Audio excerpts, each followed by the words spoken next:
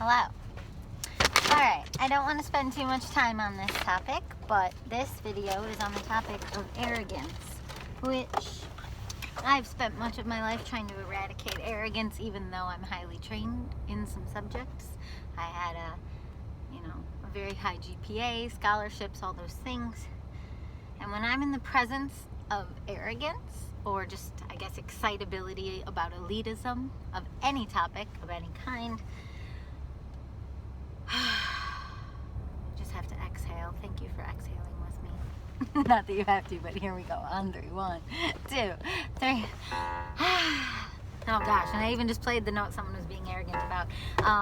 Yeah, I was just in a music store, and there's a person who I encountered, and I won't say what town, and I won't say any defining characteristics about this person so that I can feel like I'm not complaining, because this is more just an example. I think nice people have a real problem. I like being nice, and we have a real problem with acknowledging when we've taken on the stress of someone else rather than just blocking it or calling it out or walking away or whatever. And the more we try to be nice in situations where actually the kind thing would be to let that person know energetically or through exiting or through words as the most harsh, letting that person know, like, yeah, this is okay.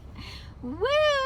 So, some people don't take cues, and they end up with a personality type that is just really intense for everyone around them. I'm sure I have had that, and, in hindsight now, looking back, if there have been people who have been tolerating or coddling me, I don't act like this in group scenarios usually. Although sometimes I do. And interrupting has been a challenge in my life because I get excitable and I use a lot of words. And so, yeah, it's like, if you let me know, it's like it's a lose-lose situation. If you let me know, it might shut me down, and then I might not be some bright, sparkly light in your life that maybe was what drew you to me being friends with me in the first place, or so I've been told.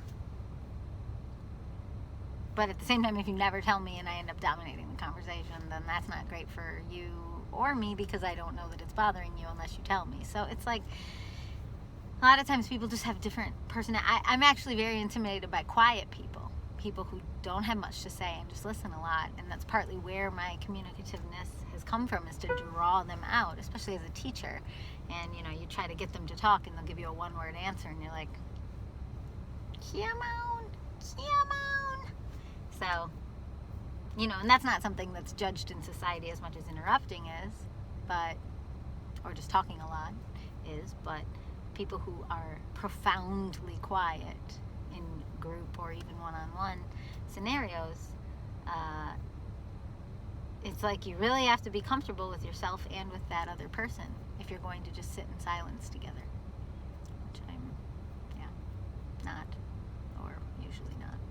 Anyway, this person was just talking at me very intensely on some musical subjects, and they were sort of touting their own knowledge, and they even kept going over to a piano. I'm really upset about this. I'm not bragging. I'm trying to get rid of this energy by dumping it on YouTube. So here you go. But this person they were just like baiting me, and almost criticizing me without having ever heard me play or knowing anything about my credentials, just because I called myself a classically trained pianist who was buying a jazz voicings book to help some of my students who were curious about some aspects of jazz, or even just jazzy things. And I mentioned that I had played 30 musicals, and that I have released I think I said 25 albums. I was trying to get him to not treat me like lesser than, but he just insisted on it. So then he made me stay when I was clearly trying to go, and told me, just keep listening, listen to this, and then showed me a song, and then kept going over to the keyboard. And meanwhile, he's not a piano player by his main instrument, I believe, was trombone. So I'm just ugh. And then he's trying to play it, but he's not even playing it really all that well. So then I just was like, okay, I hear it. And then he's insisting it's a second inversion chord, and I'm like, no, it's this. And then I just immediately played the full part, not perfectly, but 98%, definitely better than he had, right and left hand. And then he kind of downplayed it, and then said there's all these other mistakes in there. And then there was this other girl trying to check out. Not mistakes in mine. He was saying there's other mistakes in random other jazz books. And I'm like, okay, that's fine. And then this other girl just smiling at me, can tell I'm trying to go. And it was just I used to really look at that as like, that must be a profound loneliness or a profound sorrow. Like a profound, like we should feel bad for people in that scenario. Like, oh, he must be so sad because he trained to be some really high level jazz person, and he admires and idolizes all these really high level jazz people, but he's working at a music store and maybe didn't achieve the dreams he had set out to achieve. You see what I'm saying? And so I used to just feel really bad for people in those scenarios and then be overly nice. Because therapy mixed with self-help books, mixed with everything, always taught me towards empathy. How to take something that's actually annoying me, convert it within myself, and then lead with that tolerance and acceptance and thought of them. Thought of why they must be this way. And you know what happened after 20 years of doing that? I never was prioritized. My immediate gut instincts, not prioritized. My immediate heart instincts, not prioritized. My anxiety, not prioritized. My feelings of overwhelmed, not prioritized. My feelings of anything, not prioritized. Just, oh, you poor man, how you must feel that you're acting like this in your workspace. Like, I'm the customer. I shouldn't be needing to activate my empathy to try to coddle you to make you feel okay. Anyway, he's a lovely guy, except for sort of that. And that's also just my niceness, trying to like undo the reality of my actual experience around this man. And I do this all the time. A person makes me, they don't make me feel anything. I actually feel something in the presence of somebody due to their behavior or their energy, and then I try to rewrite it. I rewrite it so that it's not true, so that I'm not mean. If you have done this your whole life like I have, or at least, your adult life since trying to be a good person, this is why you then don't also understand things like haters gonna hate, because the people who understand concepts like haters gonna hate, they're operating from a totally different model. They're not out in the world for 20 adult years or whatever, however long I've been an adult. They're not out trying to be an adult, running by the model of I better lower myself and make sure this person always feels okay. Like, even Jesus didn't do that. Like, even Jesus didn't walk into a place filled with like sinners or whatever it is you would call them, biblical or otherwise. He didn't walk into a place where people were behaving terribly and try to change his actual authentic reactions to them to make their wrongdoing right. It's not even biblical. Like, if you think you are some sort of Jesus by being nice to everybody, or if you think you are following Jesus by being nice to everybody, you're actually not. You're actually being the opposite of Jesus, because Jesus was also flipping the tables when people were selling things in a temple. He was like, no, this is not what we do. And he walked in there and was mean and showed people what they should be doing if they want to be in line with, I don't know. I wasn't trying to moralize. I was trying to do the opposite. I was trying to get myself to stop moralizing at myself and just let myself be annoyed by this person who was just like preaching his own version of jazz theory at me without knowing that I knew more music theory than maybe he did, but maybe not. I think some of my humility, let me state that differently. Some of my arrogance has gotten me in trouble. I never wanted to be arrogant. I just was trained for like the first 20 years of my life, 22. And so I was so trained to such a level where you had to know every intricate detail of music theory and a ton of other subjects. And then once you're trained to that level and then you get out into the world and there's no utility for that knowledge, it's not useful at all. I think I was offered a $200 stipend for 6 months of service at the Goodman Theater to be a dramaturg, and that was my theater degree. And then I was offered $400 a week at the same time to be a piano player / narrator / actor in a touring children's theater, which, if you don't know, this $400 a week, even in the early 2000s, that does not get you very far in Chicago, but that's what I lived off of. And I think after a lot of begging because of my student loans being so high, which were like, I don't even know, fourth of that, a fifth of, a third of that. I don't know. You know, I think by the time I had to leave that job, I was up to $500 a week. Which I understand that that's not complete poverty. But with student loans, it was almost impossible. So it was like I had all this knowledge, all this music theory knowledge, and all these high expectations for the arts that financially the arts couldn't provide me. And so then I ended up a kind of bitter, arrogant person at first. Not now. I have done so much work on both bitterness and arrogance that I think I'm almost too humble, because I almost didn't call that guy out. And I didn't actually call that guy out. I just, when I knew how to play it and I noticed his inversion was wrong and he was preaching at me, I was like, ugh. I didn't even think the thought, like, how many other people is he preaching at, and incorrectly. I just kind of just like was like, well, actually it's not a second inversion chord, because it's just a solo and it's going all the way up to the other C, and so that's technically not second inversion just because it starts on the C for a solo. Like, that's just a pickup note. Like, it's still just an F minor chord at the beginning of this that song. Hang on. See, here's how I actually became less arrogant, is I would always mess up once I had talked highly of myself. I don't have enough low notes. You know that song. I don't know it. But anyway, I played that tiny little lick after it was playing on the radio, and then the E flat chord, and then the D flat chord, and I said them before he did, and then he was just kind of like, oh, well, there's other things that also mistakes in those books, and and I still feel so mean right now saying all this.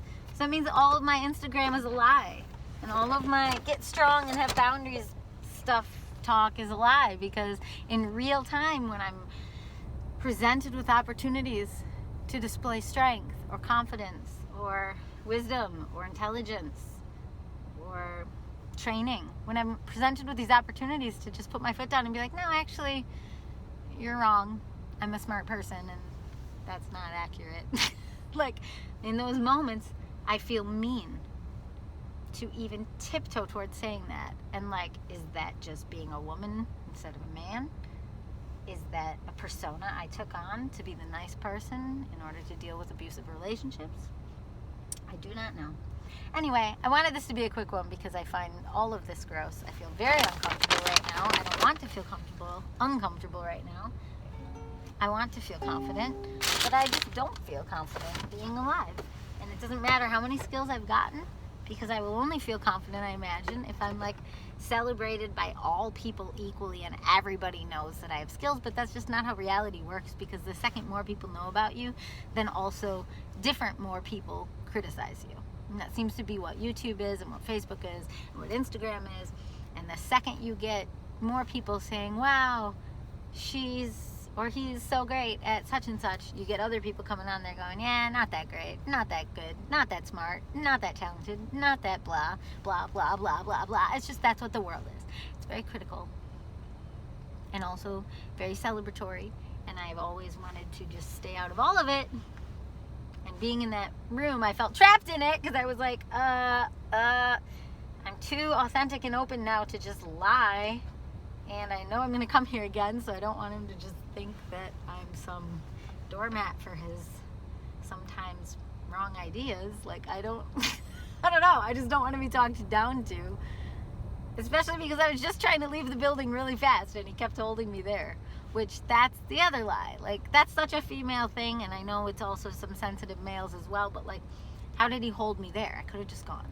He said, you know, oh, just listen to this one more thing. Oh, just wait, let me show you this one more thing. And then he used this sort of like, well, let me, and he walked slowly over to the keyboard, and I should have just been like, I gotta go, sorry, bye. Like, you just go. You just go. You're not actually trapped there. Just because somebody said, oh, just hang on one more second.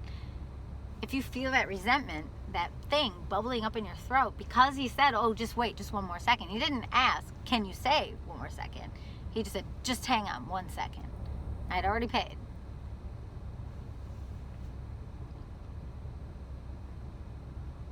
And it doesn't help that he's a man of color, because I don't ever want to seem disrespectful in reverse. Not reverse, but like, I don't ever want That's inappropriate. I shouldn't say it that way. I guess what I mean is, as a woman, you know what it feels like to be marginalized. So I never want to be disrespectful to anyone else that I know has ever been marginalized. I guess that's the way I would feel it. I don't know. Probably didn't say it right in the first. I hate that concept of reverse racism or all of that. I would never, I don't see it that way. If I ever have in the past, it would have been through education, but I apologize if the way I first said it was offensive. I don't think it that way. It's just what came out, but, or just the word reverse came out. I guess I'd never said I hate living in modern times. The world is so terrifying, and the way people think and talk is so terrifying, and I never want to be offensive, which is why I try not to talk about any actual people or share any actual details. If you keep everything all about yourself, then nobody can really be mad at you except to call you a narcissist. But then they can just ignore you. I mean, I know I'm not a narcissist. I'm an empath who's trying to be strong enough to hold my own ground so that I'm not susceptible in a easily victimized prey sort of way to the narcissists I've always previously attracted, who are also wounded people, by the way. Those are just terms. Those are just, they were wounded people. One of the classic narcissists I knew was physically abused in some of the most horrifying ways. If I told you what happened between him and his father, and, you know, of course he was abusive to me, because that's all he knew. That's what happened to him. That's how you show strength and hold on to what you don't want to lose. So he thought. And it works on some people. Some people, if you're like, no, don't do this, don't do that, they won't leave the store. They won't leave the relationship because you just strong-armed them. You didn't give them a chance. You didn't ask them a question. You just said, hang on a second. And you did it forcefully, and then they just deer in headlights, don't move. And that's been me my whole life. So really, my power is not in talking back to that guy. Really, my power would be next time he says to me, just a second, let me show you this. Or pulls down the same book he already showed me last time I came in that he wrote. I could just be like, sorry, I gotta go. Have a great day.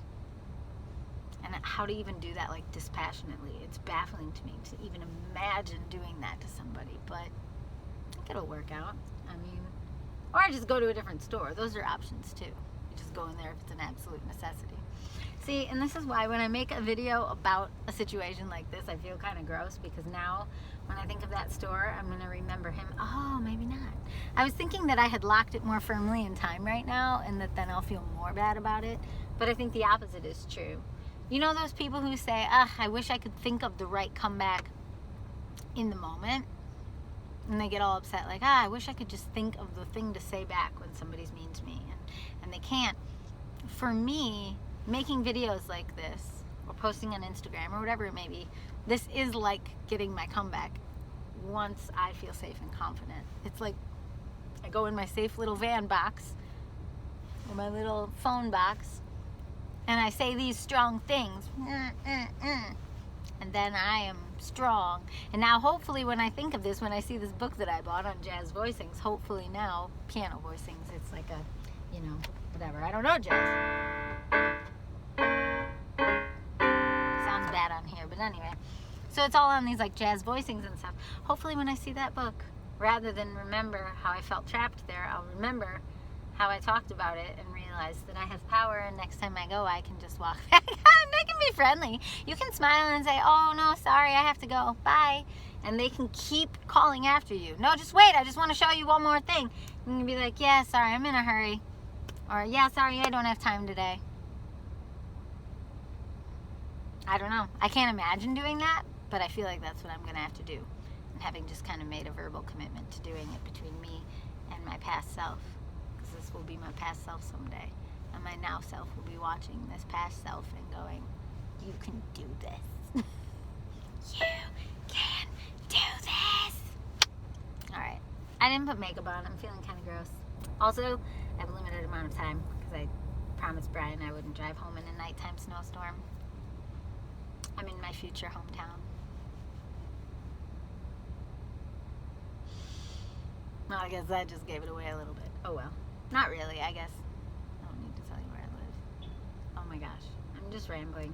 This doesn't mean anything. I mean, it means something to me. But, okay. Well, gonna go. Bye.